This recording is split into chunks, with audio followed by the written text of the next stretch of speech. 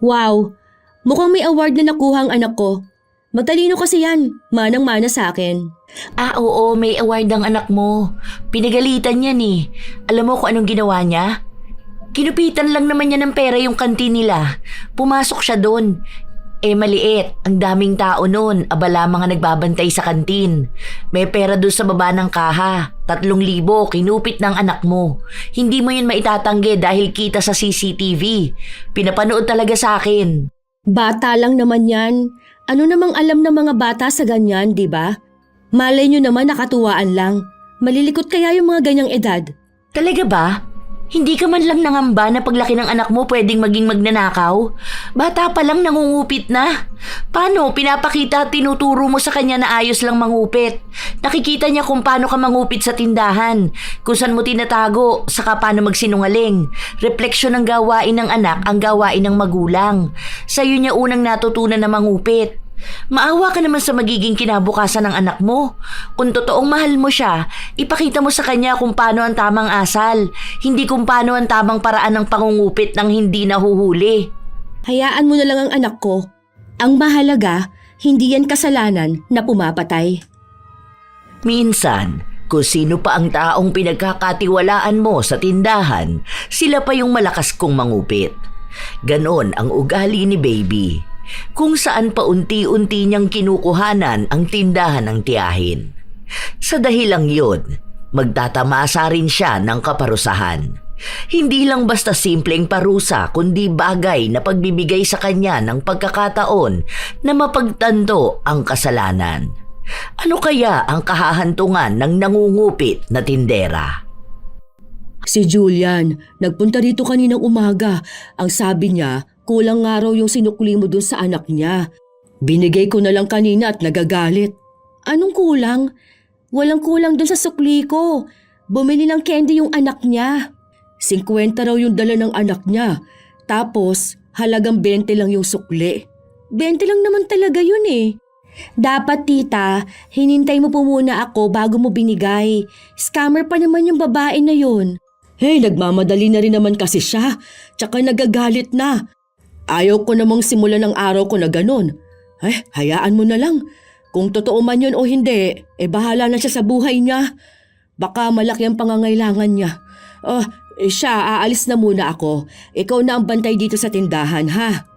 Sige lang po, tita. Ako na pong bahala. Halos 2 taon na ring nagbabantay ng tindahan si Baby. Hindi naman yon kalakihang tindahan pero marami ang tinda. May mga pagkain, maging gamit sa paaralan ay ibinebenta na rin nila. Wala siyang sahod sa pagbabantay.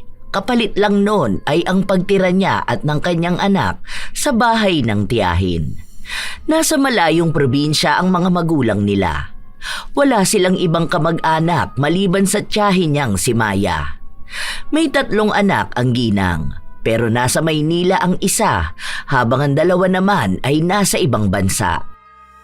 Wala siyang ibang kasama sa bahay kaya kinupkup na lang niya si Baby. Kasama ang 7 taong gulang na anak nitong si Jello. Habang ang kapatid naman ni Baby namamasukan bilang kasambahay malapit lang din sa kanila. Isang hapon, kasama niya ang anak na nagbabantay sa tindahan. Mama, pingi po akong jelly ace. Wait lang, ito na lang muna para hindi masyadong mahalata na kumupit tayo. Huwag ka maingay kay Lola ha. Huwag mong sasabihin na kumakain tayo rito sa tindahan niya. Secret lang po, Mama. Oo, secret lang natin para hindi siya magagalit. Kapag nagalit siya, wala ka ng maraming pagkain. Sige po, Mama. Lahat ng gustong kainin ng anak niya, ibinibigay niya. Hindi lang pagkain ang kinukuha niya, maging ang pera. Bibihira lang kasing magtingin ng pera si Maya. Abala kasi ito sa isa niya pang negosyo sa palengke. Kaya minsan, naihahalo niya ang pera.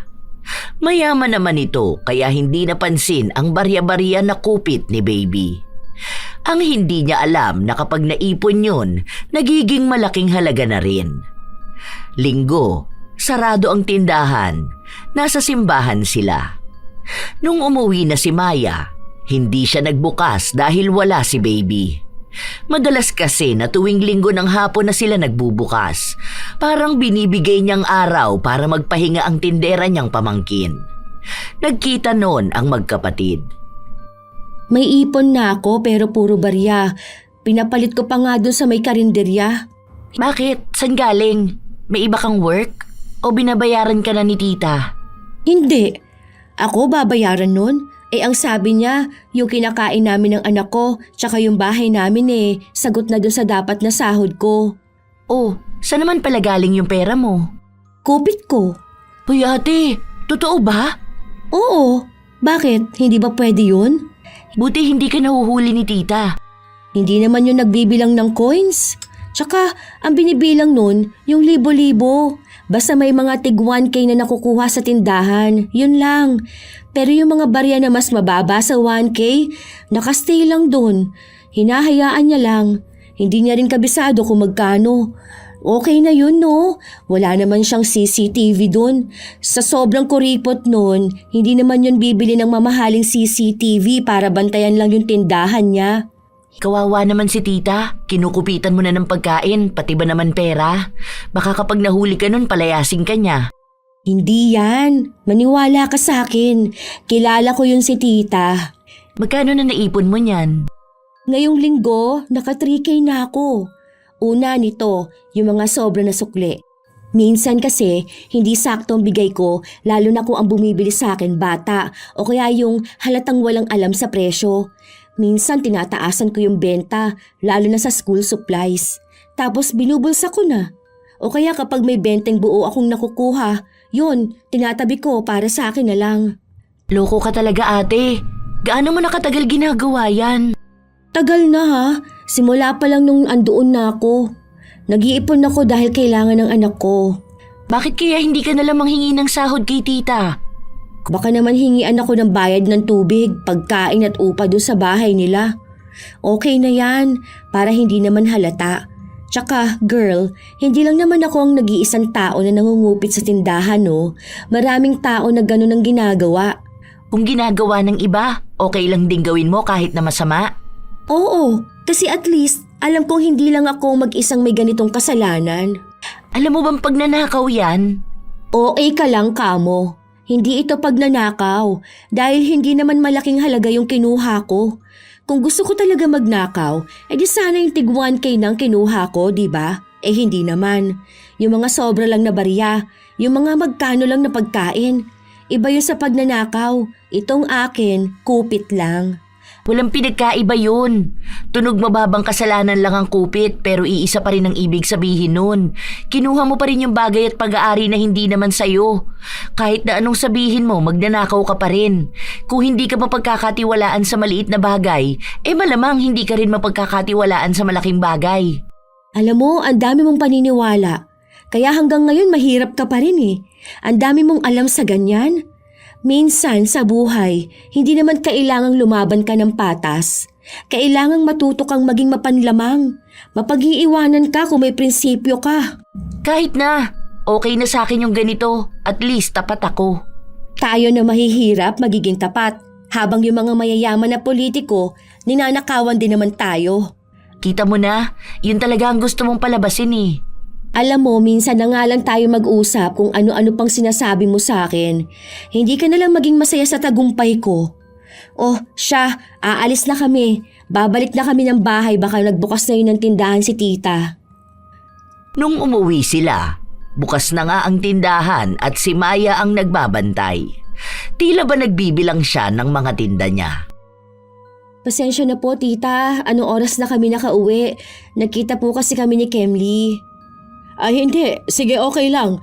Hindi naman sana ako magbubukas pero may naghahanap ng alak kanina. O kumusta na palang kapatid mo? Maayos naman po tita. Hiring nga raw po sila ng labandera Ako yung kinukuha niya. Ay, wag! Ikaw nga lang yung maaasahan kong magbabantay ng tindahan ko. Bigyan na lang kita ng sahod mo. Ayos na ba kahit na 100 pesos? Libre naman lahat. Pagkain, bahay, o hindi ka na nagbabayad ng bills. O ano sa tingin mo? Yun na nga po ang sabi ko sa kanya. Magsasabi po muna ako sa inyo. Alam mo, Wala kasi akong ibang tao na pwedeng pagkatiwalaan. Ikaw lang talaga. Yung hindi ba ako nanakawan? Baka kapag ibang kunin ko wala na akong maabutang pera dito sa tindahan ko. Baka nga pati ibang gamit ko makuha pa. Kasi nung nakaraan, doon sa may tindahan ni Loring, kilala mo yon, di ba? Yung doon sa may kulay blue na bahay, yung up and down. Di ba sa baba nila may parang mini grocery? Yung may mga tinda rin silang frozen foods? Yung may bigasan? Opo. Oo nga po pala. Napadaan ako doon nung nakaraan Sarado na pala sila. Anong nangyari po? Ang lakas po ng tinda nila doon Naalala ko, yung iba kasi talaga doon bumibili ng bigas. Nagpapautang din kasi sila Oh, ayun na nga. Yung tindera niya doon, ninakawan sila. Ay, tinangay ka mo pati ang laptop nila. Nakakatakot. Higit 100K ang nawala sa kanila. Oh, paano raw po nangyari yon? Yung isa nilang kasama, yung boy nila doon. Nako, syota pala nung tindera. O ayun, silang dalawang magkasabwat. Ang nakakatakot doon, kung bumaba si Loring nung gabi na yon, baka pinatay siya. Nakita po ba sa CCTV? Wala naman silang CCTV doon. Hindi naman gaano uso yun ngayon. Ang may CCTV rito, yung sa mga grocery lang tapos ang labo pa. Paano pong nalaman na sila? May nakakitang kapitbahay nila. Hindi nga lang agad nakapagsumbong. Dahil may hawak na pamalo. Nakablatter na ngayon. Wala na nga. Hindi na nila makita. Yun ang ikinakatakot ko. Kaya ayaw ko rin na ibang tindera ang tatao rito sa tindahan ko. Mas mainam na ikaw na lang na pinagkakatiwalaan ko pa. Ay, oo nga po. Nakakatakot nga yun. Kaya huwag ka na umalis ha.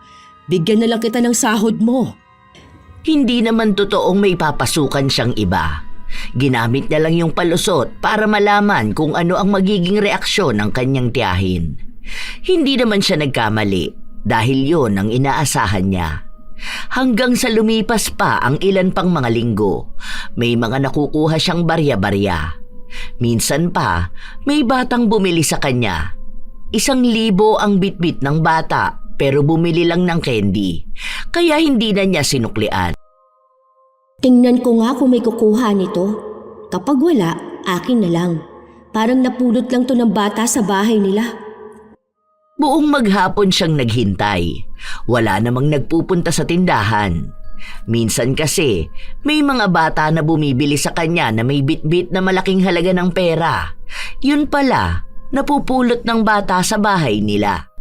Yung ibang mga magulang kasi, basta lang naglalapag ng pera sa mesa. Kaya ang mga batang walang muwang, inaakala na pwede nilang ipambili yun. Hanggang sa nagsarado sila, walang nagpupunta kaya tuwang-tuwa si Baby. Iniisip niyang sa kanya na nga yun lahat. Maya-maya pa, nung gabi na, bago sila matulog ay may kumakatok sa bahay nila.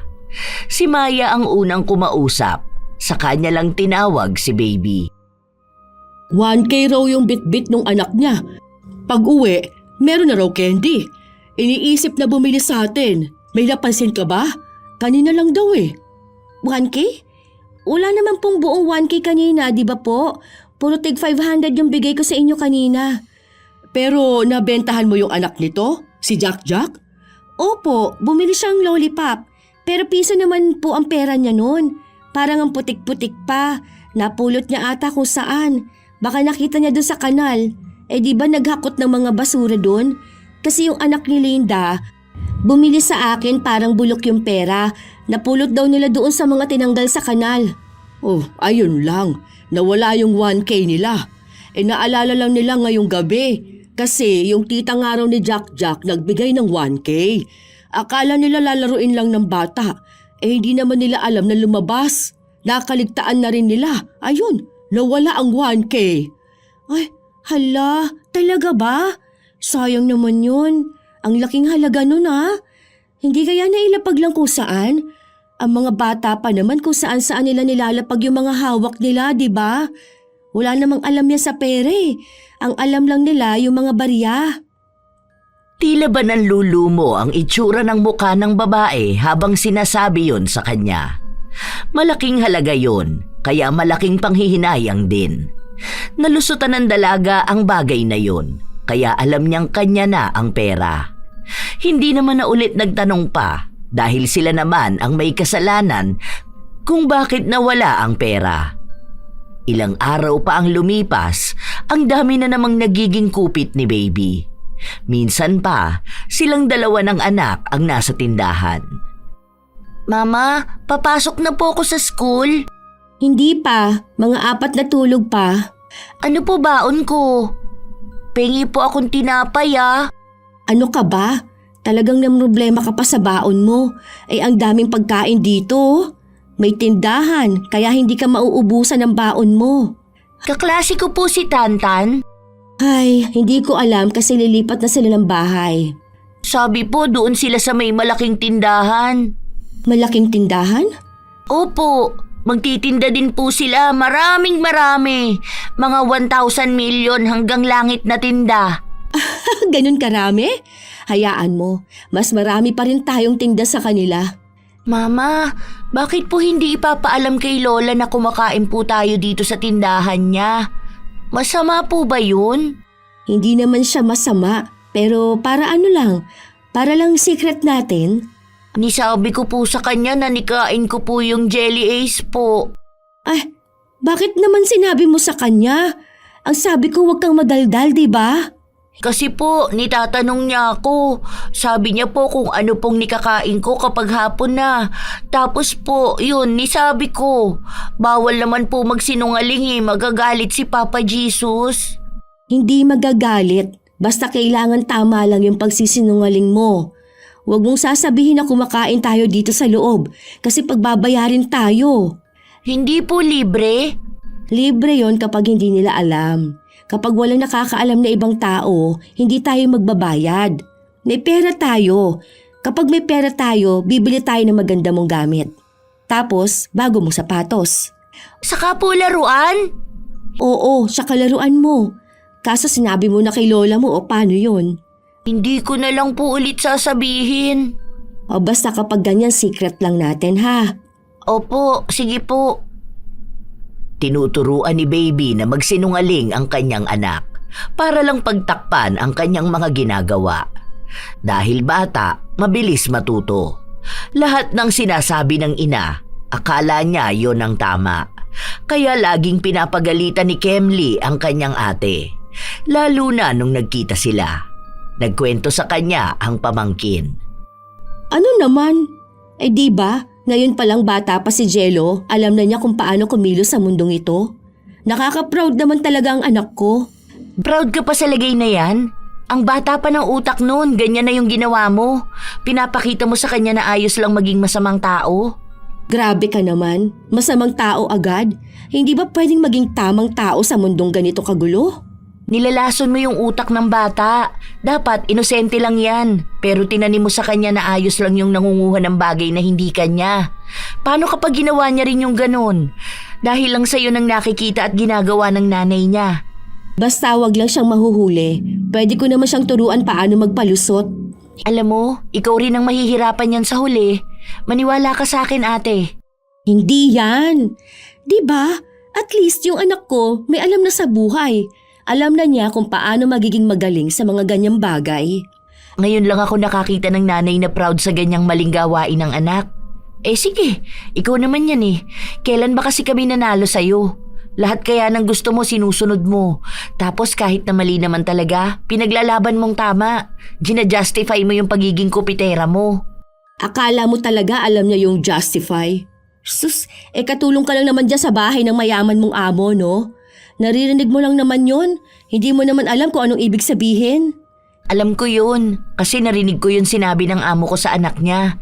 Parang ano yun, humahanap ka lang ng dahilan para magbukan tama yung mali na nagawa mo. Sus! Hayaan mo na. Tsaka bata pa naman yung anak ko. Yun na nga ang problema doon. Bata pa yung anak mo, alam na niya yung ganyan. Baka sa susunod niyan, ikaw na ang kukupitan niyan. Subukan niya, yari siya sa akin. Hindi mo yan masasabi dahil ngayon pa lang alam niyang tama yung ganon. Dahil yun mismo ang tinuturo mo sa kanya. Kahit na anong sabihin ng kapatid ni Baby, hindi niya ito pinakikinggan. Ilang beses pa nga na nahuhuli ni Kemli ang pamangkin niyang kumukupit. Minsan kasi ay sinusundo niya ito sa paaralan, lalo na malapit lang sa bahay ng amo niya. Pinapayagan naman kasi siyang makasama ang pamangkin.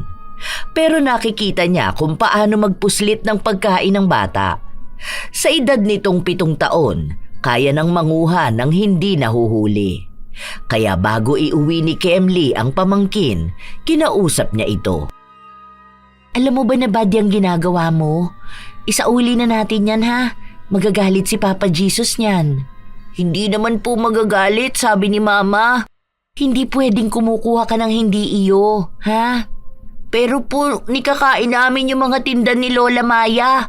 Hindi naman po nagagalit si Papa Jesus po. Saka po, secret lang yun. Huwag sasabihin sa iba. Basta, makinig ka sa akin. Hindi pwedeng kunin ng bagay na hindi iyo. Pagkain man yan o pera. Kapag pag-aari ng iba, sa kanila lang yun. Kung gusto mo, pwede mong hingiin. Kung bibigyan ka, magpasalamat ka. Kung hindi naman, huwag mong pipilitin. At mas lalong huwag mong kukunin. Galit si Papa Jesus sa mga magnanakaw. Hindi naman po yun nakaw, tita. Hindi naman po money ang nikukuha ko. Kahit pera o gamit o pagkain yun, hindi nga pwedeng kunin. Sa susunod, hindi ka na pwede rito sa amin kapag ganyan ka. Magagalit ang amo ko. Okay po, sige po. Anong sasabihin mo? Hindi ko po alam. Mag-sorry ka. Wala naman po akong ginagawa na kasalanan po, tita. Meron. Yung kinupit mo yung pagkain ng alaga ko. Binalik ko naman na po. Kinuha ko kaya naibalik. Kung hindi ko yun nakita at kinuha, iuuwi mo yun. Kaya dapat mag-sorry ka. Hindi ko naman po inuwi. Kaya po hindi po ako magsosorry. Ang tigas na ng ulo mong bata ka ha. Tara nga, iuuwi na kita sa inyo. Mabuti na lang at pinayagan si Kemli na lumabas. Inihatid niya ang pamangkin sa bahay. Si Baby lang ang naroon, nagbabantay sa tindahan. Sa nakalipas na ilang buwan, yun lang ulit ang araw na bumisita doon si Kemli. Oh, akala ko ba mamayang gabi mo pa yan ihahatid? Alam mo ba kung anong ginawa niyang anak mo? Kumupit ba naman doon sa bata sa bahay? Yung anak ng amo ko. Na-stress ako. Ang tigas ng ulo niyan. Kahit mag-sorry ayaw niya. Huwag mo na pilitin. Ganun talaga ang mga bata. Hindi mo masasabi kung kailan sila hihingi ng tawad. Hinayaan mo na lang sana. Kaya lumalaking ganyan ang anak mo eh. Puro ka na lang hayaan. Kahit na hindi naman dapat hinahayaan. Oh, ano naman yung mga barya na yan? Kita ko. O kupit mo? Ganun na rin yun. Mga sobra tong sukli kanina. May bumiling matanda. May dala siyang 50. Mukhang malabo ang mata. Kako, 20 lang ang pera niya. Hindi naman pumalago. Ayun, sinuklian ko na lang ng magkano. At talagang natuwa ka pa? Nanloko ka na nga ng tao? Hindi lang tong tindahan ang kinukupitan mo pati na rin yung mga taong bumibili. Okay lang yun. Mga barya lang din naman na hindi nila napapansin, no? Bakit? Masama na ba yun? Kahit na barya lang? Kahit na anong akto na may kinalaman sa pangungupit, mali. Mas matanda ka sa akin, ate. Dapat nga mas alam mo yan eh. Ayan, pati anak mo, ganun na yung ginagawa. Habang naiinis si Kemli sa kanyang ate, dumating naman ang kanilang tiyahin. Oh, andito ka pala. Bakit naman ganyan ang mga mukha ninyo? Ano nangyari sa inyo? Nagtatalo ba kayong dalawa? Minsan na nga lang kayo magkita, ganyan pa kayo. Wala po tita. Hindi po kami nag-aaway. May pinag-uusapan lang po kami. O siya, papasok na muna ako sa bahay. Ang sakit ng balakang ko. Sige po tita, aalis na po ako. Hindi maisumbong ni Kemli ang ginagawa ng kanyang ate. May halong awa kasi yun. Iniisip niya na saan na lang pupulutin ng kapatid niya kapag bigla silang pinalaya sa bahay. Dahil lang sa pangungupit niya. Hindi naman sila tutulungan ng dating kasintahan ni Baby na siyang ama ni Jello. Lalo na at may iba na rin itong pamilya. Pinagsabihan na lang niya ang ate na mukhang walang pakialam sa kanya. Pinagpapatuloy lang nito ang pangungupit. Hanggang maging si Jello ay nasasanay na rin. Minsan pa, umuwi ang bata na may mga barya. Oh, saan galing yan? Sa school po. Binigyan kayo ng pera? Hindi po. Yung kaklase ko po nagbebenta po siya bunot-bunot. Tapos po ako po nagbantay. Kumuha po ako ng pagkain. Tapos po yung nagbubunot, nilalagay ko po yung pera sa bulsa ko. Secret ko lang po yun. Ah, ang talinong bata naman talaga ng anak ko. Wala naman nakakita sa'yo. Wala po. Hindi rin po siya marunong magbilang po eh. Ayos yan. May future ka sa ganyan, anak. Talino mo talaga. Ang galing! May baon po ako. Ito po oh. Kinuha ko rin po dun sa kaklase ko. Bukas po yung bag niya. Nikupit ko po. O sige na, kainin mo na pala yan. Doon ka na sa loob, huwag ka na rito. Baka magkalat ka payat lang gamin. Mahirap pa naman maglinis ng tindahan. Ilang araw na minsan umuuwi si Jello na may dalang pera o kaya kung anong pagkain at gamit na kinukupit niya sa kanyang mga kaklase. Wala namang tutol si Baby dahil para sa kanya kapag bata ang gumagawa nun ay ayos lang. Pwedeng hindi pa raw alam. Isang beses, mag-isa lang si Baby sa tindahan. Nasa paaralan ang kanyang anak. Nung inangat niya ang isang lagayan, nakita niyang may nakaipit doon na 3,000. Saan kaya galing to? Kanino kaya to? Hindi naman siguro to alam ni tita. Kunin ko nga tong 1K. Kapag hinanap niya, ibig sabihin alam niya. Ay di kapag hindi, ibig sabihin nakalimutan na niya. Pwede naman akong kailan niya naalala eh, doon naman nawala. Pwede naman yun, wala siyang masisisi. Pwede akong magdahilan. Ito ata yung benta nung nakaraang buwan eh. Akin na muna tong 1K. Ilang araw pa nga ang lumipas, hindi pa rin hinahanap ni Maya. Pero hindi na ginalaw pa ni Baby. May naiwan pang 2,000 hanggang sa naalala nga ito ni Maya. Ano pong ginagawa niyo, tita? May inipit kasi ako rito. O ito, ay, 2K na lang to. 2K lang ba to? Ano po ba yan? May pera po pala dyan? Oo, inipit ko nung nakaraan kasi wala akong bulsa. Hindi mo to nakita? Hindi naman po ako naghahalongkat dyan, tita. Ngayon ko nga lang po nalaman na may pera kayong nilagay dyan eh. Ang naaalala ko nga 3K to. Hindi ko po kinupit yan, tita ha. Hindi ko nga po alam na may ganyan po kayong pera dyan. Basta po ako, di po ako gumagalaw ng pera ng iba po. Alam ko naman yun, huwag kang mag-alala. Hindi naman kita sinisisi. Last month pa kasi to eh. Kaya baka hindi tama ang pagkakaalala ko. Hayaan mo na. Oo nga pala. May nagsabi sa akin na ang mahal ng benta natin ng school supplies. Mahal po? Wala naman pong nagbago. Nagtaas daw. Nung nakaraan daw bumili yung anak ni Myra. Baka naman po kinupitan po yung nanay niya. Alam niyo naman po ang mga kabataan, di ba? Minsan po sasabihin nila na 20 kahit na 15 pesos lang po. Para mapunta sa kanila yung 5 piso. Sa bagay. Nagulat lang ako. Kakausapin nga kita. Medyo busy kasi ako. Hindi ko na alam yung mga nangyayari. Wala po akong binabago rito sa tindahan. Check niyo pa po yung nakasulat doon sa listahan. Tama naman po ang presyo doon. Nadahamay pa po ako. Nagbabantay lang naman ako. Hayaan na nga lang natin. Hindi rin kasi nun binibigyan ng anak niya eh. Kaya baka kumukupit nga sa kanya. Mga kabataan pa naman ngayon. Baka mamaya may bisyo na rin yung anak niya, hindi niya lang alam. Sa susunod kasi, siya yung bumili para alam na walang kaltas doon sa perang pinapadala niya. Kahit na ang totoo nun, tinaasan niya talaga ang benta sa bata. Hindi na ito nakapalag sa kanya dahil nga sa nahihiya na rin na magbalik ng gamit. Ilang araw pa ang lumipas, palaki na ng palaki ang kinukupit ni Baby. Kung doon, barya lang, ngayon naman ay nakakakuha na siya ng 500 buo sa loob ng isang araw. Ipinapasok niya lang sa kanyang bra para hindi mahalata. Pero mukhang nakakapansin na rin ang kanyang tiyahin. Minsan pa, nagbibilang na ito ng mga paninda at ng pera. Bakit parang hindi natugma yung nasa stocks? Parang may ilan na kulang. Tapos parang ang bilang ko nung nakaraan may 10 na 500 dito. Bakit 9 na lang ngayon? Hindi ko po alam. Wala naman po akong ginagalaw na pera dyan, tita. Alam niyo po yan.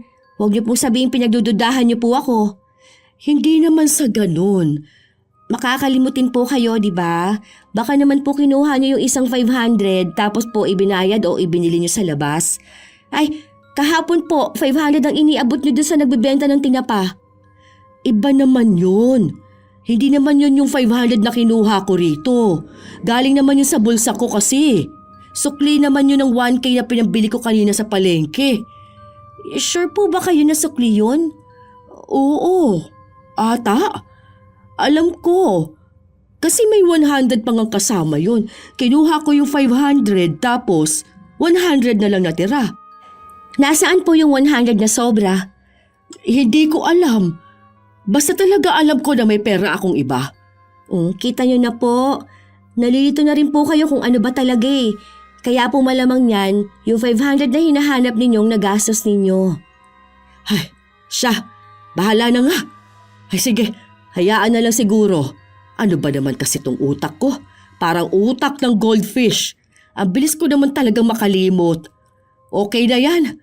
Alam ko naman na hindi ka kukuha ng pera sa akin. Hindi po talaga. Nangihingi po ako kapag kailangan ko. Nung nakaraan po nanghingi ako ng pambayad sa project ni Jello. Kung tutuusin po, pwede pong kumuha na lang ako sa tindahan. Kaso hindi ko naman po ginagawa yon dahil ayoko rin naman po na masira ang pangalan ko para lang sa isang bagay na gagawin ko. Malaki pong tiwala ninyo sa akin.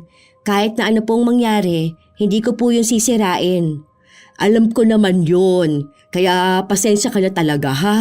Hayaan mo, sa susunod, sisikapin kong tandaan. Malaki din naman talaga ang tiwala ko sa'yo dahil kahit na minsan hindi mo ako binigo. Madaling madaan sa ganong bagay si Maya, kaya kahit huling-huli na si Baby, nagagawa niya pa rin ng palusot.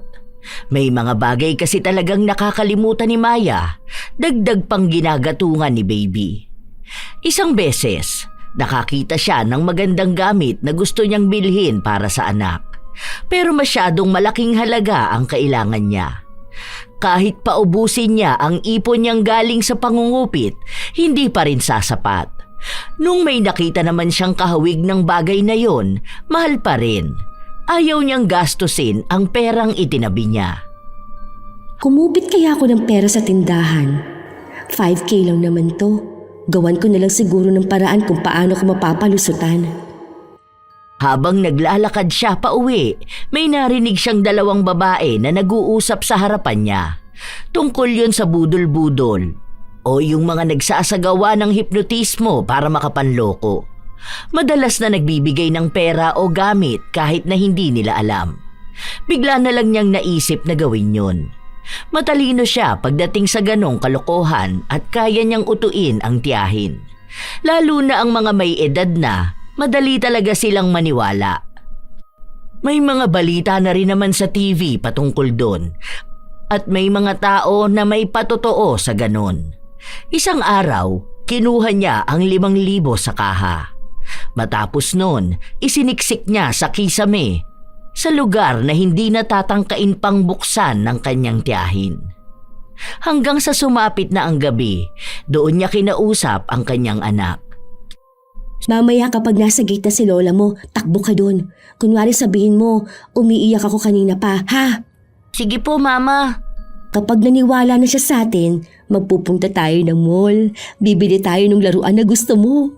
Yung ganun po sa kaklasiko? Yung pinipindot po na kotse? Oo, ayun nga. Basta wag mo sasabihin kay lola mo, ha?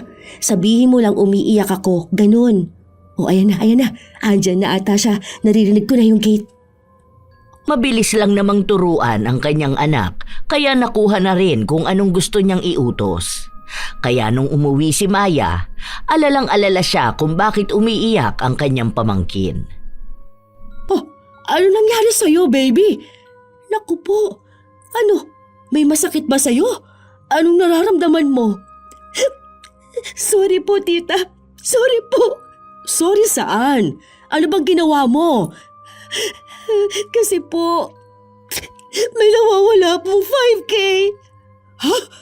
5K? Bakit? Anong ginawa mo ba? Paano? Nabudol po ako. May nakausap po akong matanda kanina na bumibili po.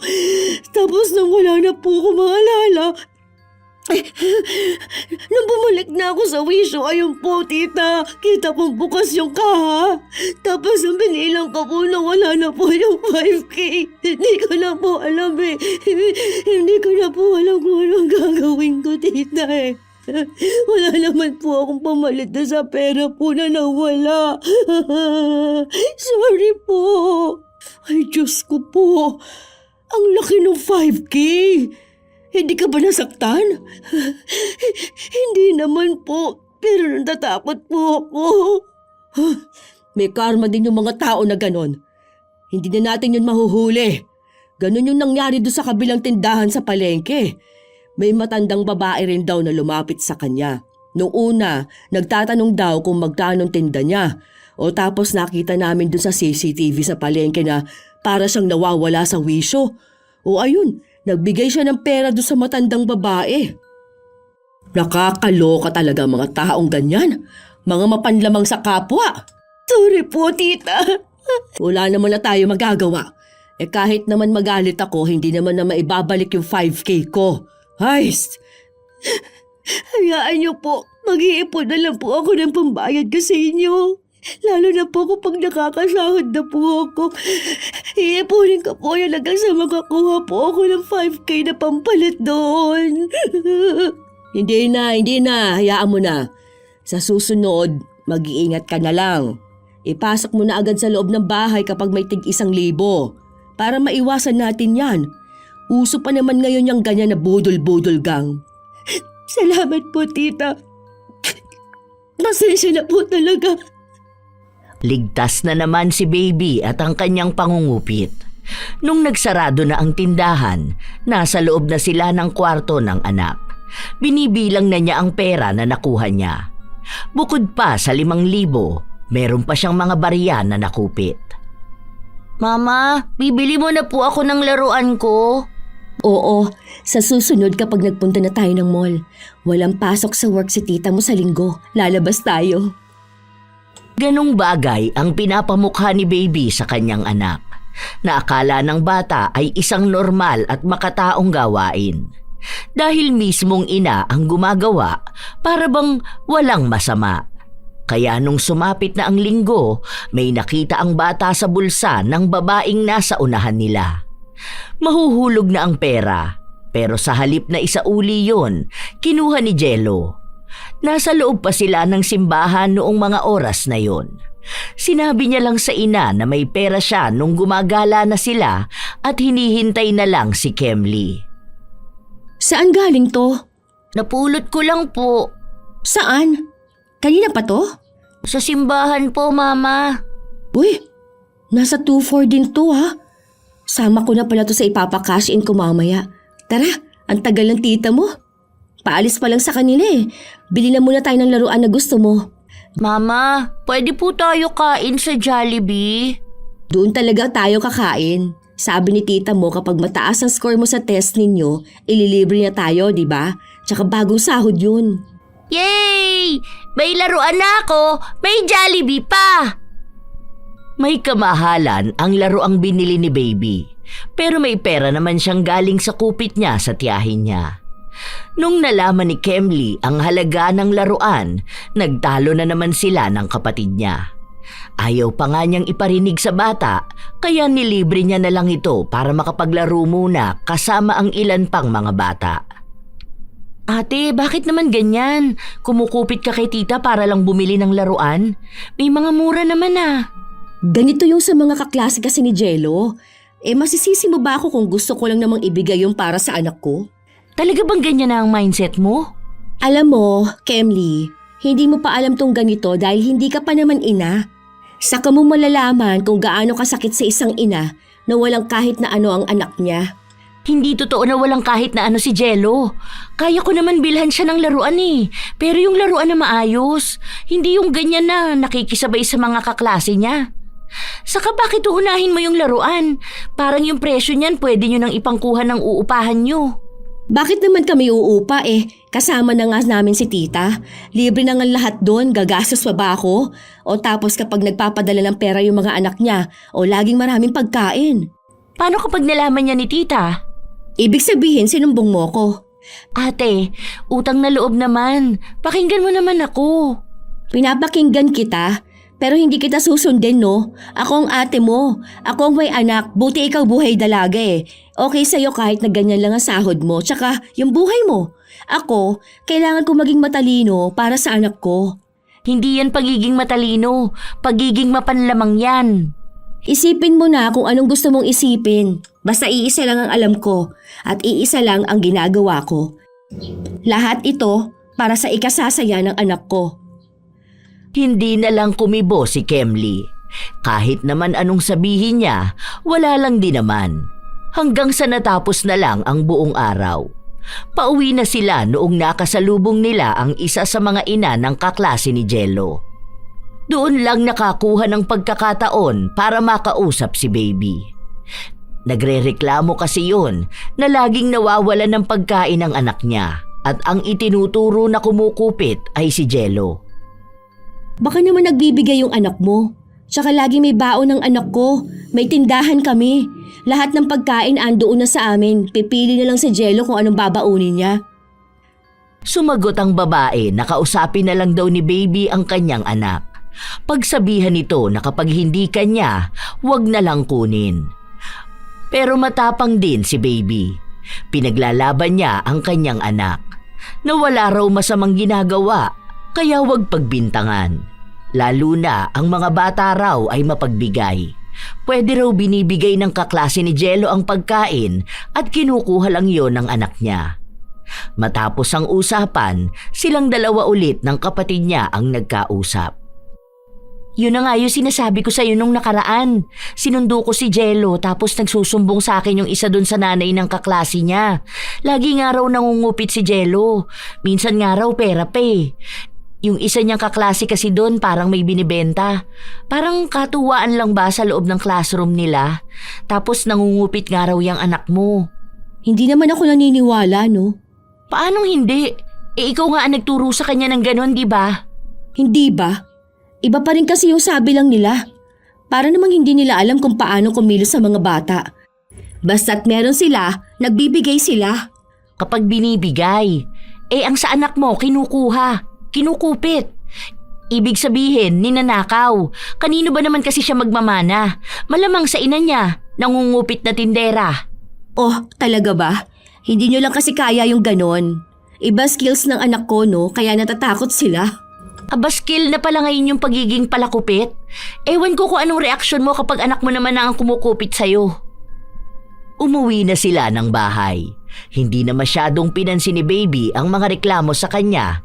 Dahil kahit na mali naman ang kanyang anak, ipagtatanggol niya pa rin ito sa lahat. Hanggang sa napansin ni Maya na may bagong laruan si Jello. Wow! Ang ganda naman yan. Saan galing yan? Bili po sa akin ni Tita Kemli. Ay, talaga ba? Ang mahal ata ng ganyan. Hindi po bili, tita. Galing po yan doon sa alaga ni Kemli. Hindi na raw po kasi gusto Parang hindi ganyan yung trip na laruan. Puro daw po baril-barilan. Oh, kaya pala mukhang pangmayaman. Ang ganda kasi. Nakausap mo na ba sina tatay mo pala? Opo, nung nakaraan pa po. Nagpadala na po ako sa kanila. Alam mo, naisip ko na magsarado na lang ako ng tindahan ko. Po? Bakit naman po? Para makahanap ka ng iba mong trabaho. Yung malaki ang pasahod. Tsaka hindi naman na rin kumikita. May nagbukas na tindahan dyan sa unahan. Mas madali yung mapuntahan ng mga tao. Doon sila bumibili kaya ayun. Huwag po kayong magsarado ha. Paano naman po ako? Yun na nga ang sinasabi ko. Kung gusto mo, pwede ka pumasok sa ibang trabaho. Yung pwede ang uwian. Tagalinis, ganun.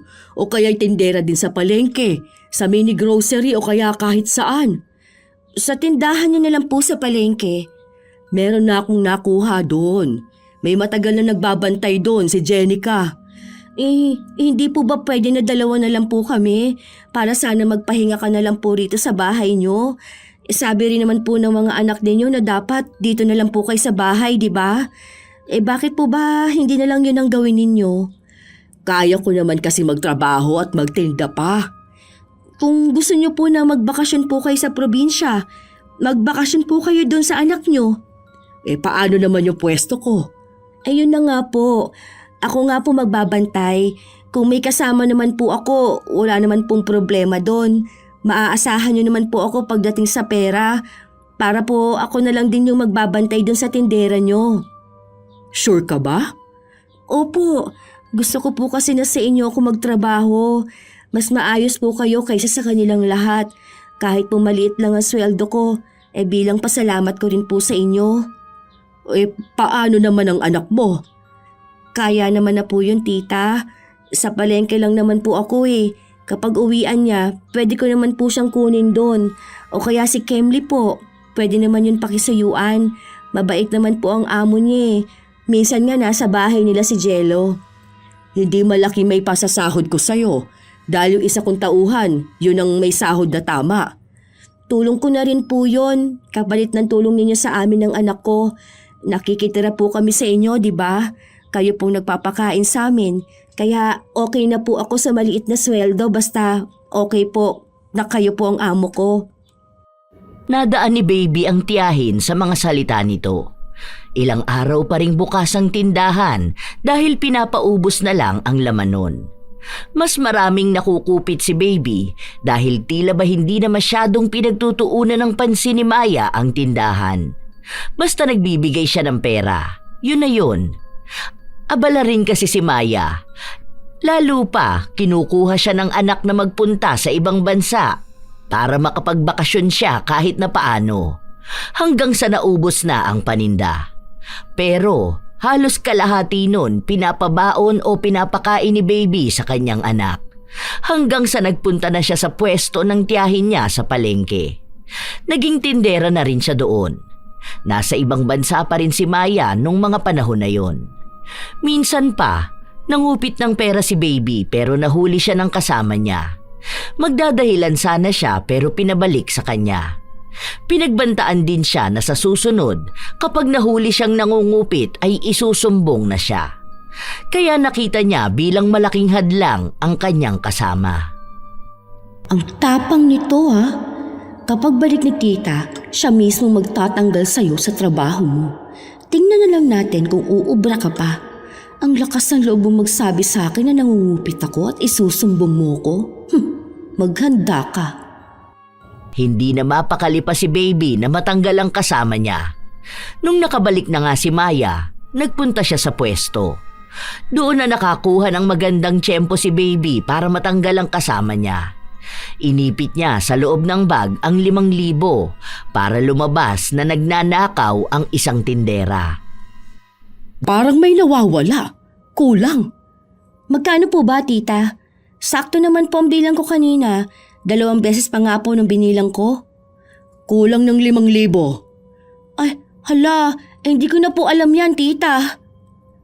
Dahil naroon si Jello, nautusan na siya ng ina sa gagawin niya. Para bang maglalaro siya doon, tapos siya ang makakakita ng pera. Hinahanap at binibilang kasi nila yung ibinigay kay Maya, maging yung isang tindera. Maya-maya, nagtatakbo si Jello. Anak, huwag ka naman malikot dyan.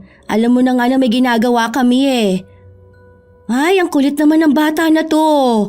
Pauuwi na talaga kita. Hindi po, Mama. Naglalaro lang naman po ako Hindi nga laruan dito, di ba? Nakita mong may hinahanap kami. Wow! Ang dami naman pong pera sa bag mo! Nakuha ang atensyon nilang lahat. Maging ang isang tindera ay nagtaka.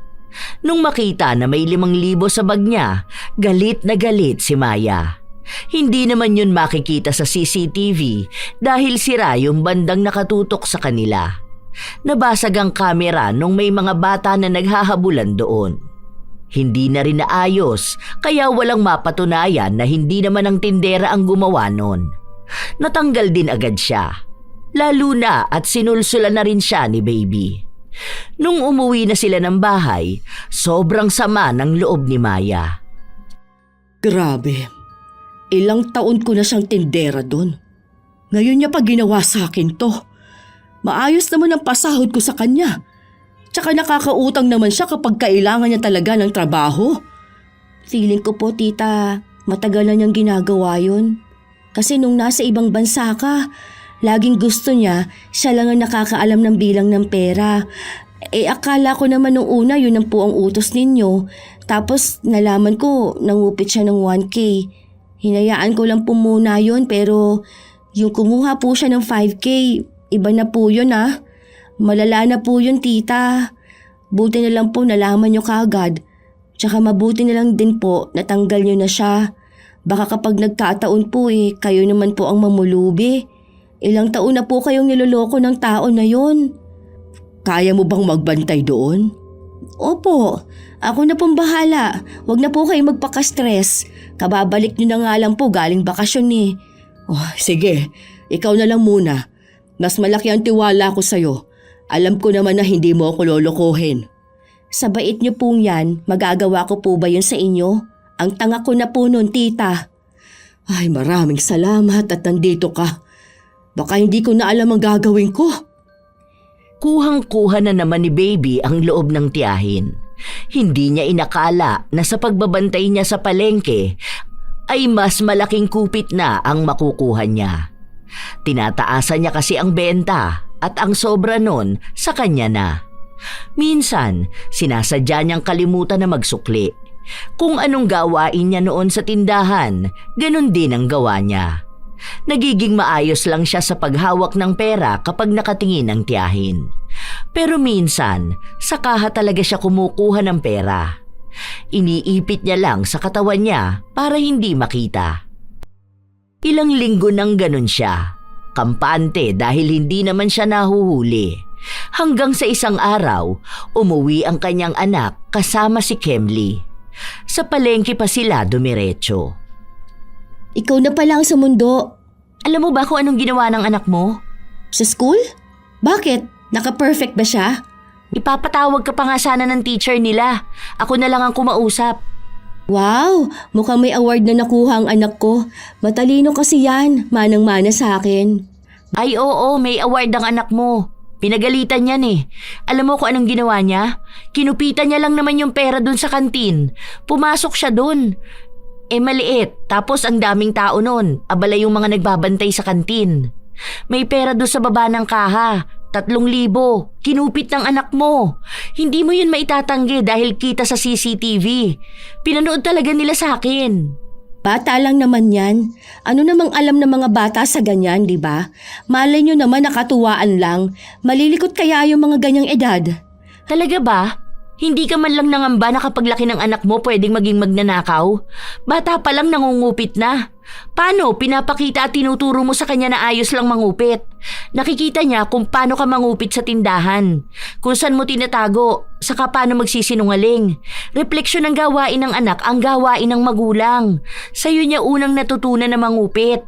Maawa ka naman sa magiging kinabukasan ng anak mo. Kung totoong mahal mo siya, ipakita mo sa kanya kung paano ang tamang asal, hindi kung paano ang tamang paraan ng pangungupit ng hindi nahuhuli. Hayaan mo na lang ang anak ko. Ang mahalaga, hindi yan kasalanan na pumapatay. Pero pwedeng maging posible yun, lalo na kung lumaki na siya tapos nasa bingit na siya dahil nagkahulihan. Hayaan mo ko.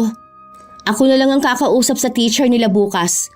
Hindi ka kasi marunong makipag-usap sa ganyan Kapag sinabing mali, mali na agad sa'yo. Hindi ka marunong mga tuwiran? Marunong ako, basta alam ko na tama ang pinaglalaban ko. Mamaya mali naman pala, sinong mapapahiya? Ako naman, di ba? Ganon lang din yang sa anak mo. Ay, siya, hayaan mo. Ako ang makikipag-usap doon. Ako ang nanay, kaya pabayaan mo ko, ha? Lalo lang naiinis ang kanyang kapatid, pero ano nga bang aasahan niya? Nung kinagabihan na yun, hindi naman niya pinagalitan ang kanyang anak. Normal na gabi lang. Hindi niya pinakita na mali ang ginawa ni Jello na pangungupit. Sa halip, pinaramdam niyang walang problema hanggat bata pa lang siya. Kinabukasan, nagpunta ng paaralan si Baby. Siya mismo ang kumausap sa guro ng anak. Hindi naman daw po sinasadya ng anak ko. Ang sabi niya kinuha niya lang kasi akala niya laruan lang. Alam naman po ng anak ko yung pera dahil kapag nasa palengke kami, nakikita niya po yun. Tsaka ibabalik din naman po yun ng bata kapag tapos na sila maglaro. Sinabi ng guro na hindi lang naman yun ang unang beses na ginawa yun ni Jello. May pagkakataon pang araw na kinupit niya ang pera na para sa silid-aralan nila. Inilagay daw yon sa isang sobre pero nakita na lang yung sobre at wala na itong laman. Kinababahalaan nila yon, lalo na ng mga magulang. Dahil pati pagkain ng mga anak nila, kinukupit ni Jello. Bata pa raw masyado si Jello para maging ganong kalikot ang kamay. Hindi naman po malikot ang kamay ng anak ko. Hindi naman po yun pagnanakaw. Ang nangyari po lang yan, nitong mga nakaraan, baka po kasi nagbibigayan ng mga bata. Nasabi ko na po yan nung kinausap ko yung nanay na nagrereklamo. Itong sa kantin, malamang po katuwaan lang yun. Tsaka, bakit po kasi doon nila nilalapag ang pera? Paano kung hindi naman anak kong nakakuha nun? Baka mamaya nakita lang nila yung bata na doon nagtatatakbo o tapos siya na ang sisisihin. Hindi naman po pwedeng husgahan na lang ng gano'n ang anak ko dahil lang siya ang nakikita. Kahit na halata namang mali si Jello, pinipilit at pinaniniwalaan pa rin ni Baby na walang kasalanan ang kanyang anak. Hanggang sa wala namang naipaglaban ang guro. Tinanggap pa rin si Jello dahil may kasamang pagpapaawa ang ginawa ni Baby.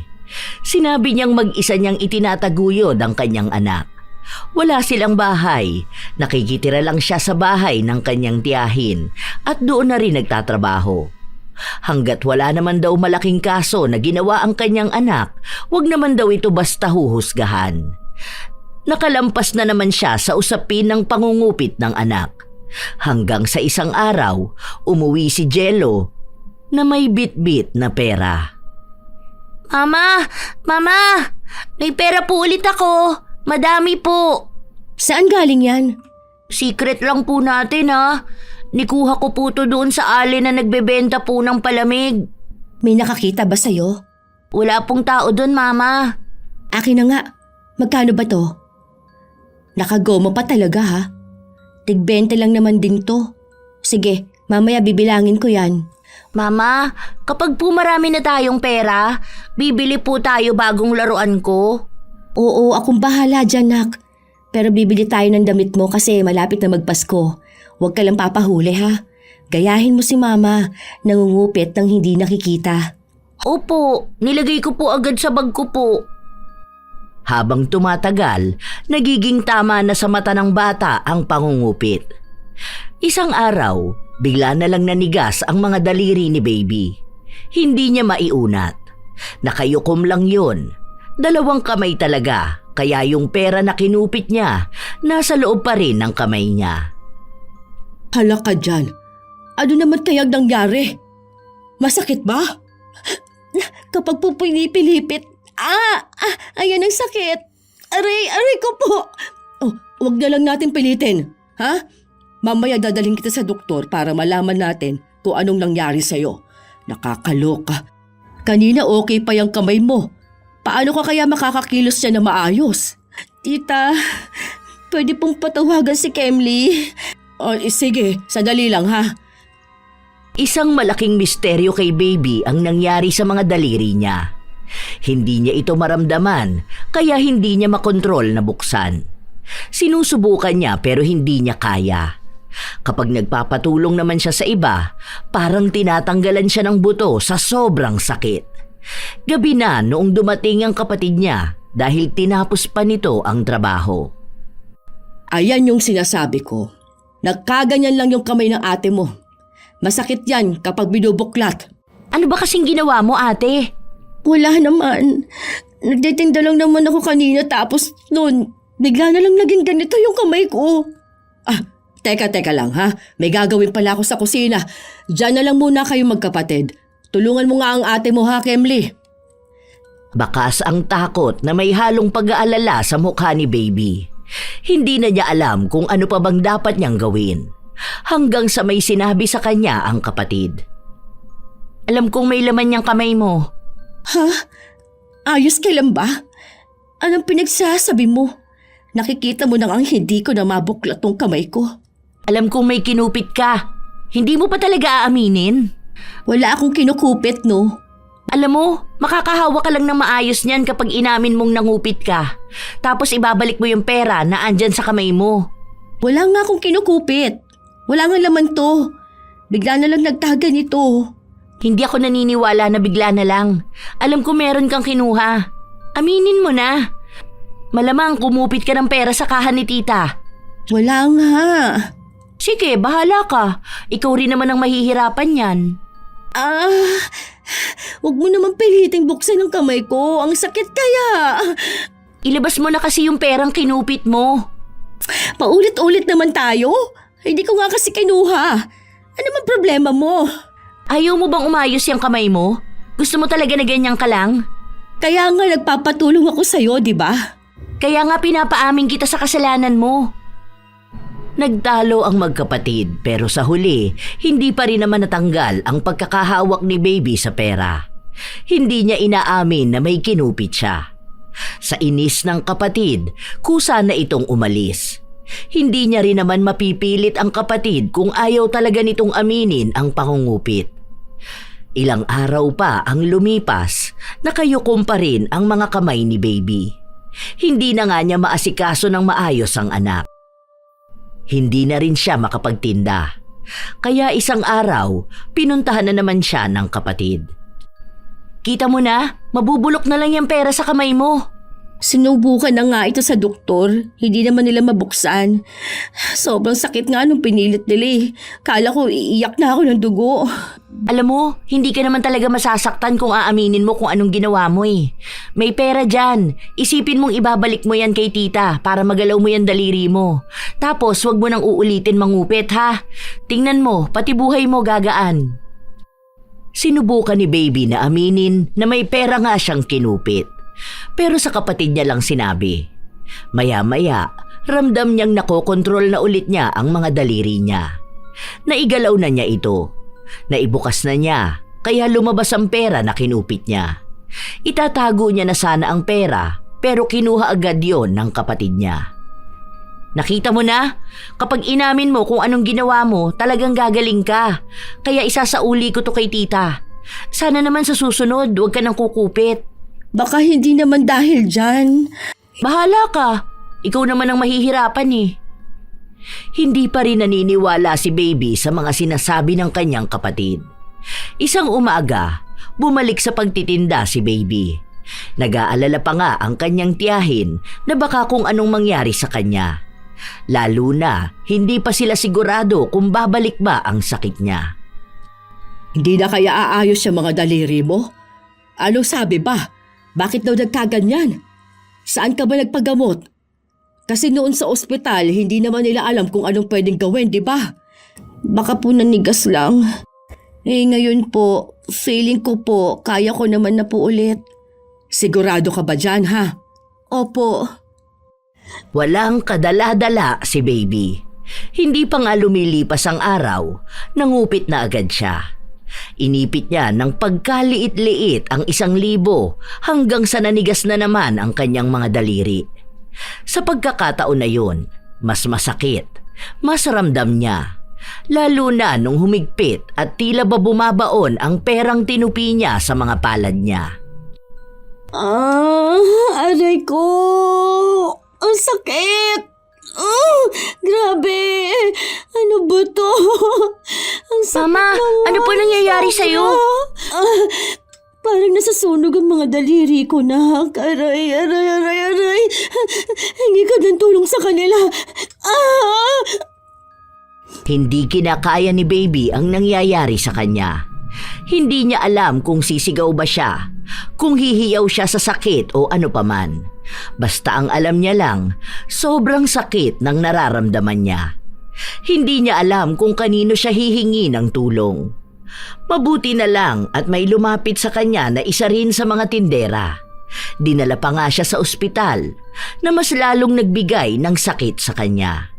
Tinurukan siya ng gamot kaya ang nangyari, lumobo at namaga ang kanyang mga kamay. Nakiusap na lang siyang tawagan ng kapatid niya.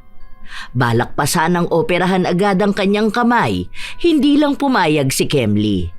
Inuwi siya sa bahay ng tiyahin nila. Ayan, ang lala na ng kamay mo. Yung anak mo nagtatanong sa akin kung anong nangyari sa'yo. Hindi ko na lang sinabi kung ano ba. Andun siya kasama ni Tita Maya. Hindi yan pwede makita ng anak mo. Nakakatakot. Grabe, sobrang sakit. Hindi ko na alam kung anong gagawin ko. Bakit kasi kumukupit ka na naman? Ayan, mas malala na. Tapos kung inoperahan pa yan ng mga doktor, ate, panigurado ako niyang putol yung kamay mo. Malamang sa malamang hindi ka na makakakupit pa. Bakit ba kasi ganito? Aray, ang sakit. Sinumpa ba ako? Ano ba? Basta, may parusa sa'yo. Para akong kinulam. Grabe, sobrang sakit talaga. Naku, kinukulam ka talaga. Ha? Anong sinasabi mo? Hindi ka naman kasi nakikinig sa akin eh. Kaya ayan, humanap na lang ako ng paraan kung paano ka parurusahan. Simple lang naman sana yan, kasi akala ko nagbago ka na nung una. Kaso mas lumala ngayon dahil ginawa mo ulit yung dapat hindi mo na ginagawa. Bakit mo naman ginawa sa akin to? Na hindi ka man lang naawa sa akin at sa anak ko? Ha? Alam mo bang nahihirapan na ako? Paano ko paaasikasuhin ang anak ko? Hindi mo na lang kasi ako pinabayaan. Naaawa ako, kaya nga nagawa ko yan eh. Para naman magbago ka na. Kaso, ikaw naman yung ayaw magbago. Ayoko naman na lumala pati yung anak mo. Huwag mo sabihin pati anak ko pinakulam mo. Hindi ko naman ipapakulam yung bata, no? Gagaling ka rin naman basta aaminin mo yung ginawa mo. Saka kung magbabago ka na talaga. Yun lang ang paraan. Wala akong ginagawang masama. Aray, ang sakit. Kahit na hindi na mawari ang klase ng sakit na nararamdaman ni Baby, hindi niya pa rin aaminin kung ano ba talaga ang kasalanang ginawa niya. Ilang araw pa ang lumipas, laging namamaga ang mga kamay niya. Bigla na lang hihilab, bigla na lang sasakit na para bang sinusunog. Dahil doon, hindi na siya makapagtrabaho ulit. Pilitin man niya, hindi niya talaga kaya. Ang nag-aasikaso na lang sa anak niya ay ang kanyang kapatid. Pinagsasabay ni Kemli ang trabaho at ang pag-aalaga sa pamangkin, lalo na kapag papasok sa paaralan. Minsan pa, nasa kwarto sina Baby at Jello. Mama, hindi pa po ikaw magaling? Sayang po, dami pong pera doon po kay Lola Maya.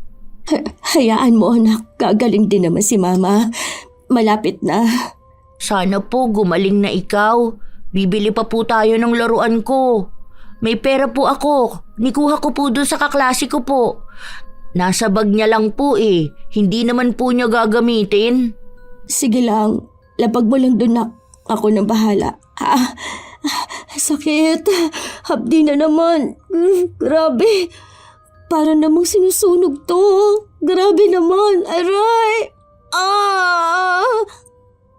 Napapahiyaw na lang si Baby.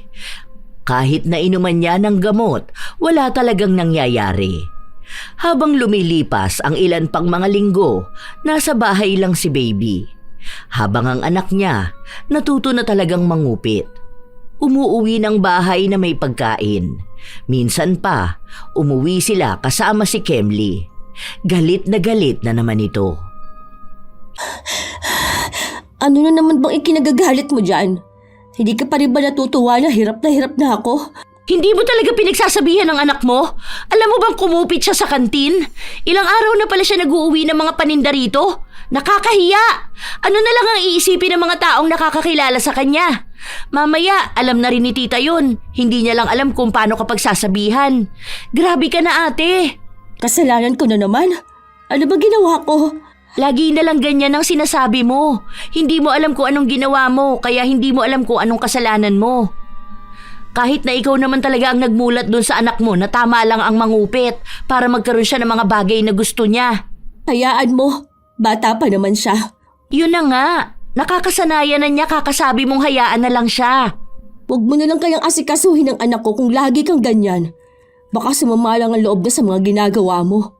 Tingnan mo, ayan, kulang na lang agnasin na yung kamay mo sa sobrang pamamaga. Hirap na hirap ka na. Nasasaktan ka na, hindi mo pa rin inaamin na nangupit ka. Hindi mo pa rin tinatanggap na masama naman talaga yun. Hindi naman talaga. Ang mas masama yung kapatid na nagpakulam ng kapatid. Alam ko naman sa sarili ko na masama ang ginawa ko eh. Saka tanggap ko na kung may babalik na kung ano sa akin dahil sa ganyan. Kaya nga lagi ako nagdarasal at humihingi ng tawad. Ang pinag-uusapan natin dito, ikaw mismo, at yung pagiging kupitera mo. Bakit hindi mo aminin tapos ituwid mo sa tamang landas ang anak mo, bago pa mahuli ang lahat? Huwag mo kong pangungunahan ha.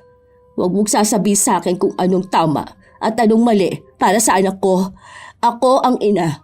Ako lang ang may kakayahang sabihin kung anong dapat at hindi dapat.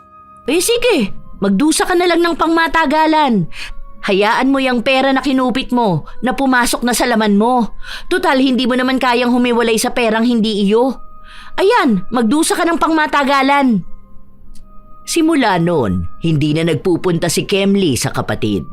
Hindi na rin ito inaasikaso ang pamangkin, lalo pa at palala ng palala ang nangyayari kay baby. May mga gabi na hindi siya nakakatulog, lalo na kapag pakiramdam niyang bumabao ng pera sa laman niya. Hindi naman na niya masabi kung may sugat ba siya, lalo na at nangangamoy din ang palad niya. Isang gabi, nagpatulong siya sa kanyang tiyahin. Okay na ba itong init na ito? Pwede na po yan, tita. Ano? Nagpa-albularyo ka na ba? Gusto mo bang samahan kita? Hindi na po. Okay lang po. Nangangamoy na rin kasi ang kamay mo. Para bang na-impeksyon, ganun. Gagaling din po ito. Grabe. Sakit. Mainit ba? Lagyan ko pa ng tubig na malamig. Hindi naman po siya mainit, pero sobrang sakit po, tita. Grabe. Ay, Diyos ko. May mga likido pang malagkit na lumalabas dyan sa kamay mo. Ano ba naman yan? May hawak ka ba riyan bago naging ganyan? Baka naman yun ang nakakaapekto sa kamay mo. Diyos ko, ang baho pa. Okay lang po. Huhugasan ko na lang po at nilinisan. Bakit kaya ayaw magpunta ng kapatid mo rito? Nagtalo ba kayong dalawa? Hindi niya rin inaasikaso ang anak mo. Kakausapin ko nga yang si Kemli. Kami na lang pong dalawang mag-uusap. Sakit aray. Grabe. Tinitiis na lang ni baby ang sakit, lalo na kapag binababad niya sa tubig ang kanyang kamay. Ramdam niyang parang hinihiwa rin ng pera ang laman niya. Baka nga bulok na maging ang pera na nasa kamay niya. Paano? Ang daming nana na lumalabas sa kanyang mga kamay. Ilang araw pa ang lumipas. Dumating sa bahay nila si Kemli. Ano? Masaya ka na sa nakikita mo? Alam mo ba kung anong ginawa ng anak mo? Ayun, kasama niya si Tita Maya. Anak ko na naman ang nakikita mo. Alam mo bang kinupitan niya yung tindera na kilala ni Tita Maya? Oo, tama ka. Kasi sinama raw siya ni Tito sa palengke dahil nga sinundo na lang siya. Hindi mo yun alam, no? Tapos nung nakikipag-usap si Tita Maya doon sa tindera, pumasok yung anak mo sa loob. Akala nila simpleng laro lang. Ayun, nahuli siyang nangunguha ng pera. Sana pinaglaban mo man lang ang anak ko. Anong klaseng tiyahin ka? Anong pakikipaglaban ba ang gusto mo para sa anak mo? Ipagtanggol siya kahit na mali na siya? Kung hindi mo naman sana ako pinakulam, hindi ko naman mararamdaman tong ganito, di ba? Sana hindi mag-isa ang anak ko. Bahala ka na makipag-usap kay tita. Kung palalayasin kayo, aba, ay di umuwi kayong probinsya. Hindi umalis si Kemli. Hinintay niyang dumating ang tiyahin nila. Nasa labas pa lang, dinig na nila ang iyak ni Jello. Mama! Mama! Pinalo po ako! Bakit? Sino pumalo sa'yo? Ako?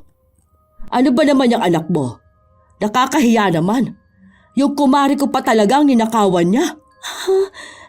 Baka naman po hindi lang sinasadya ng anak ko. Sinadya niya. Ang galing mangupit. Tinago ba naman sa damit niya? Kahit na nahuli na sa kanya, hindi pa rin siya umaamin. Sinasabi niyang hindi niya yun kinuha. Ganyan bang tinuturo mo sa anak mo? Saan naman nagmana yan? Ha? Hindi ka naman ganyan. Mama, hindi ko po yun kinuha. Ay, napakasinungaling naman bata niyan. Papaluin ba kita kung hindi mo ginawa? Alam ninyong ayoko sa lahat yung malikot ng kamay at yung sinungaling.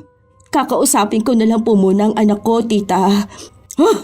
Na-stress naman ako sa batang yan. Pagsabihan mo yung anak mo, ha? Pagkaalis ni Maya, hindi pa rin natigil ang bata sa pag-iyak niya. Habang ang ina naman niya, sinasabi sa kanyang ayos lang yun, na wala naman daw problema. Hindi ganyan ang tamang pangangaral sa anak. Sabihin mo na may problema talaga, na masama yung ginawa niya.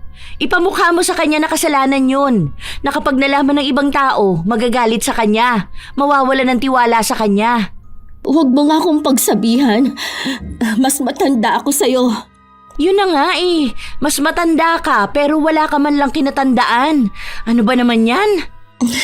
Basta, ako nang bahala sa anak ko. Hindi, kapag ikaw ang dumisiplina dyan, lalaking kriminal ang bata na yan. Ikaw, Jello, tandaan mo yung sinasabi ko sa'yo ha.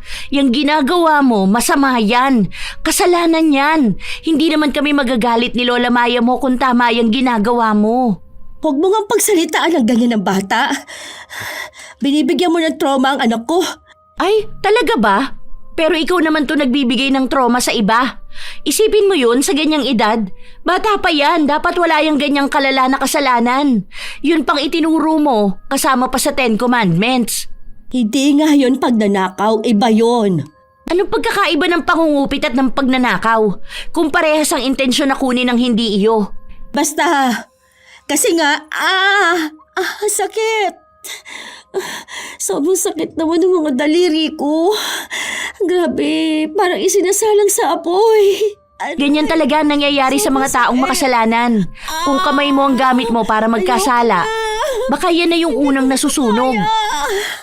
Ano nang gagawin ko? Alam mo kung anong pwede mong gawin? Hindi ko na yung sasabihin dahil minsan mo na yung nagawa. Pero baka sa pagkakataon na to, may mas mabigat kang dapat piliin at panindigan. Yun lang ang masasabi ko. Ikaw lang ang makakapagpagaling dyan sa sarili mo. Iyak ng iyak si Baby. Hindi niya alam kung saan ba siya tatakbo. Alam niya ang lunas pero hindi pa siya handang gawin yon. Hindi niya alam kung paano magsisimula dahil sa oras na umamin siya, malamang ay palalayasin na siya. Malaking kataksilan din ang ginawa niya. Hindi lang pera ang kinukupit niya, pati na rin ang tiwala ng nag-iisang kamag-anak na naging mabuti sa kanya. Hanggang sa isang araw, habang tulog siya, bigla siyang nagising matapos na makita ang anak niyang umuwi ng bahay. May bitbit itong laruan. Saan galing yan? Nibili ko po. Saan ka naman kumuha ng pera mo? Hindi kumikibo ang bata. Nakatuon lang ito sa laruan niya. Saan ka kumuha ng pera mo? Bakit pinagbilhan ka? Ang bata mo pa. Sabi ko po dun sa lalaki, bilhan niya ako. Nibigay ko po lahat ng pera sa kanya. Gusto ko po kasi ng laruan, Mama. Meron po ganito kaklase ko si JP. Ang tinatanong ko kung saan ka kumuha ng pera. Buksan mo nga ang damitan ko. Ilabas mo yung pera ko doon. Ayaw po. Bakit? Ipakita mo yung mga ipon ko. Ayaw po. Wala naman po ako nigagawa na masama, Mama. Kinupitan mo ba ako? Ha? Ilang kinuha mong pera? Wala po, Mama. Wala naman pala. Sige, buksan mong damitan ko. Ayaw po, Mama. Wala po laman yan. Jello naman, kinuha mo lahat ng pera? Magkano lahat ng yun? Gagamitin ko yun sa pag-aaral mo. Ano ka ba naman, anak? Maganda po laruan ko, Mama. Huwag po ikaw magagalit. Wala po ako kinukuha. Kahit na anong sabihin ni Baby sa kanyang anak, hindi talaga binubuksan ang damitan kung saan nakatabi ang pera niya. Kilala niya ang anak, kaya ayaw buksan ni Jello dahil malamang wala na yung laman. Hanggang sa sinikap na lang ni Baby na buksan, doon siya nanlumo. Kahit na magkano, walang natira. Sarili niyang anak ang kumuha ng mga perang kinuha niya lang din. Pero walang kahit na anong konsensya na nababaka sa mukha ng bata. Halatang inosente. Parang tama lang ang ginawa niya. Doon na rin sunod-sunod na dumating ang problema sa kanila. Aalis na si Maya, ibebenta na ang bahay. Wala silang ibang pupuntahan ng anak. Hindi sila makauwi basta sa probinsya dahil sa nangyayari kay baby. Hindi na rin madala sa kung saan si Jello dahil nagnanakaw na siya. Hindi na siya napagsasabihan. Kusa na niyang ginagawa yun kahit napagalitan pa siya at ipaliwanag sa kanya na masama yun.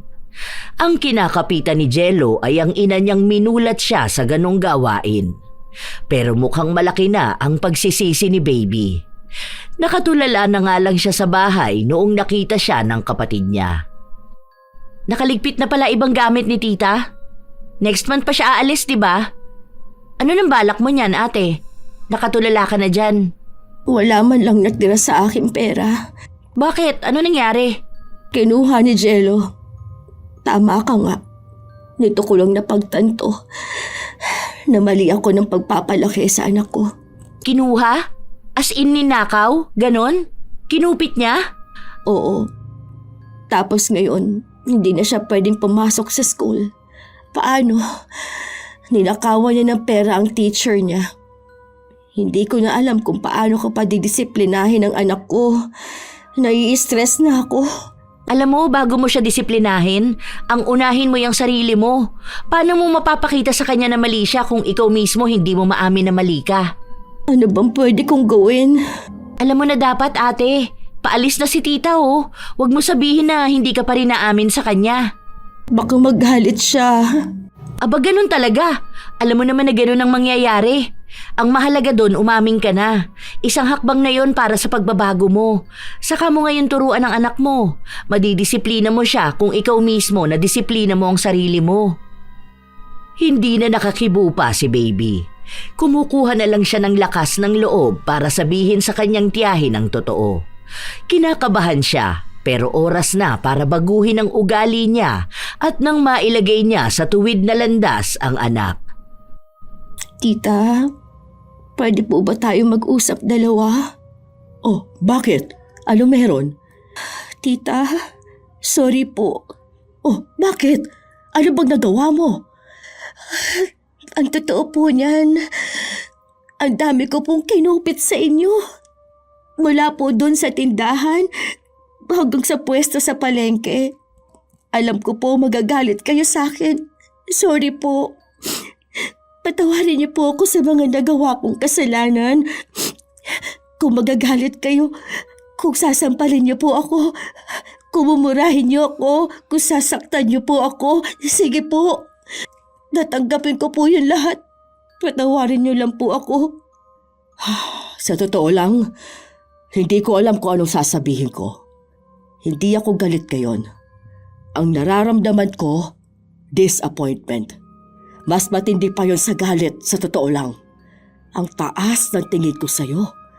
Umiisip pa nga ako ng paraan ngayon kung paano kitang tutulungan kapag umalis na ako.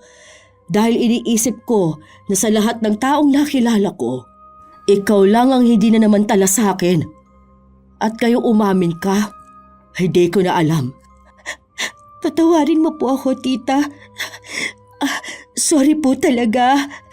Pangako po, kapag nagkaroon na ako ng trabaho, ibabalik ko po lahat ng nakuha ko. Hindi mo na kailangang ibalik. Huwag ka na lang ulit magpapakita at magpaparamdam sa akin. Umiyak pa si baby pero wala yung talab sa tiyahin niya. Hindi siya minura pero yung malamig na pakikitungo sa kanya, tila ba mas masakit pa yon kaysa sa mga salita. Hindi sila nagkikibuan, hindi sila nagpapansinan, hanggang sa sinabi na lang sa kanya na umalis na sila. Noong umamin si baby, unti-unti na rin niyang naigagalaw ang mga daliri niya pero hindi pa gaanong magaling. Lalo na't may sugat pa. Yung pera na hawak niya ng ilang buwan, parang sira na rin dahil sa sugat niya. Bumaon pa nga yun sa laman niya. Mabuti na lang, Tinulungan siya ng kapatid niya. Yon ang nag-asikaso sa kanya. Okay na yan, ate. Siguro mag-exercise ka na lang ng mga kamay mo sa susunod. Sana gumaling na yan. Huwag mo na uulitin yung ginawa mong pangungupit, ha? Oo, natuto na ako. Pasensya ka na, naging pabigat pa kami ng anak ko. Isa pa yung anak mo. Sawayin mo na yan. Naku, nung nakaraan nahuli ko yan nangungupit sa wallet ko. Aba, pinalo ko nga ang kamay. Nai-stress na nga ako sa anak ko eh. Pero ako naman ang may kasalanan nun. Kaya akong dapat na magturo sa kanya. Sana hindi pa huli ang lahat. Hindi pa yan. Basta maipamukha mo sa kanya na mali siya. Huwag ka maaawa kung mapapalo mo siya para lang malaman niyang kasalanan ng ginagawa niya. Kapag maayos na ako, tulungan mo naman ako maghanap ng trabaho. Kailangan namin ng anak ko ng pera. Wala na talagang kahit na ano sa akin eh. Kahit magkano. Sige ate, yung amo ko magbubukas ng bagong karinderya. Pwede kita irekomenda. Pero ate, sana naman wag mo nang ulitin yung ginawa mong ganun na pangungupit. Hindi na. Pangako. Magbabago na talaga ako. Kita mo nga, galit na sa akin si tita. Siya pa naman yung pinakamabait nating kamag-anak sa lahat. Bigyan mo na lang muna ng panahon. Sumama lang talaga ang loob niya sa'yo. Malay mo sa susunod, mapatawad ka na niya. Ang isipin mo ngayon, yung pagdidisiplina dyan sa anak mo. Naging matigas ang ulo ni Jello, kaya mas lalong nahirapan si Baby na disiplinahin ang anak. Tila ba nakasanayan na nga ng bata ang mangupit, kaya kailangan ding ipakita ni Baby na nagbabago na siya para malaman ng anak na masama ang pangunguha ng mga bagay na hindi kanila. Sa panahong kasalukuyan, kahit na paano ay kontrolado na ni Baby ang kanyang anak. Nagbago na rin siya. Kita na ng kapatid niyang sineseryoso na niyang maging tapat pagdating sa pera. Pero hanggang sa ngayon, hindi pa rin siya kinakausap ng kanilang tiyahin. Pero naghihintay pa rin si Baby ng kapatawaran. Ang mga kamay niya, naigagalaw na niya, pero may peklat ng nakaraan na nagpapaalala sa kanyang minsan siyang pinahirapan ng ugali niyang mapangupit. Sadyang may mga taong hindi nakikitaan ng mali ang pangungupit. Para sa kanila, nagiging katanggap-tanggap ito dahil maliit lang, hindi naman ramdam o ginagawa rin ng iba. Unti-unti, ang mali ay nagiging normal kapag paulit-ulit na binibigyang katwiran. May mga taong lumaki sa paniniwalang diskarte ang panlalamang, lalo na kapag mahirap ang buhay.